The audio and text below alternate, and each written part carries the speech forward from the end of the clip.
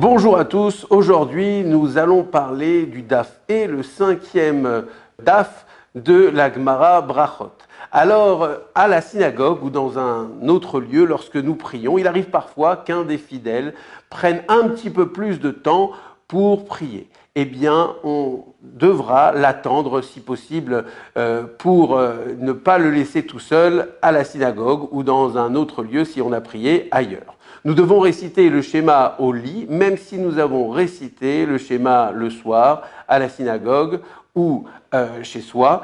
Il faudra malgré tout, avant de s'endormir, réciter le schéma. Le matin, il est interdit d'effectuer le moindre travail ou de se déplacer n'importe où avant d'avoir prié. Rashi et Rabbi Yosef Karo, le rédacteur du Shulchan Aruch, interdisent même d'étudier la Torah avant d'avoir prié, mais certains autres décisionnaires pensent au contraire qu'étudier la Torah avant de prier, eh bien cela favorisera l'agrément de toute prière, de toute fila. Il faudra donc que vous demandiez à un décisionnaire avant de vous positionner. Quoi qu'il en soit, si un limoud betsibour, c'est-à-dire une étude en communauté, se fait avant la prière du matin, eh bien on aura la possibilité d'assister et de participer à cette étude. Dernière halakha que nous voyons dans ce daf, il y a une obligation de positionner les lits à l'intérieur d'une maison dans un axe nord-sud et non pas est-ouest. Et il faudra faire attention à appliquer cette halakha. Nous allons le voir dans l'histoire que nous allons vous raconter maintenant. Il y a quelques années, un couple est allé voir Rav Chaim Kanievski parce que ce couple avait des enfants. Il voulait en avoir d'autres et la femme n'arrivait plus à tomber enceinte. Rav Kanievski a donné un conseil, celui de vérifier l'emplacement, l'axe dans lequel était fixé le lit dans la chambre des parents. Et ce couple s'est rendu compte que le lit était placé dans l'axe est-ouest, non pas nord-sud, comme l'avait préconisé Rav Chaim Kanievski. Ils ont donc changé la position du lit et vous vous attendez à imaginer que une fois qu'ils ont appliqué la décision du Gadol Hador, Rav Chaim Kanievski, ils ont eu des enfants. En fait, ils n'ont pas eu d'autres enfants, mais un événement exceptionnel s'est produit.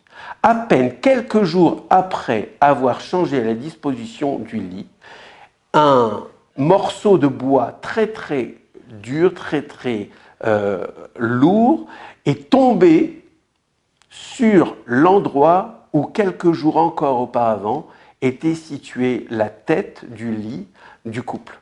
En fait, si il n'avait pas appliqué la décision du Rav, il y aurait sans doute eu des blessés, voire peut-être plus graves encore.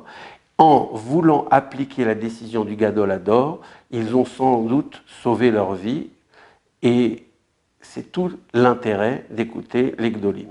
Le conseil du jour vient évidemment juste après et est la conséquence de ce que nous venons de dire à présent. Nous devons toujours écouter les conseils que nous donnent les grands rabbanim. Et nous n'avons jamais rien à perdre à écouter ces conseils. Bien évidemment, on espère lorsqu'on leur demande une bracha que celle-ci va se réaliser. Mais des fois, même si elle ne se réalise pas, eh bien nous allons recevoir les fruits de ces conseils parce que peut-être que ça ne va pas arriver sur la chose pour laquelle nous avons posé la question, mais sur un tout autre élément tout aussi important pour notre vie. Bien évidemment, lorsqu'il s'agit de prendre des décisions cruciales, comme par exemple changer d'endroit où nous vivons et en particulier de faire notre alia, il est tout à fait important, voire impératif, de demander l'avis d'un gadol qui lui seul saura nous donner le conseil adéquat pour prendre une décision cruciale dans notre vie.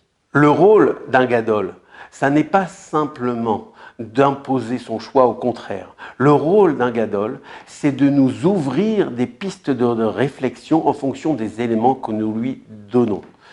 Une fois que nous avons le conseil du gadol, alors nous serons éclairés pour prendre les bonnes décisions.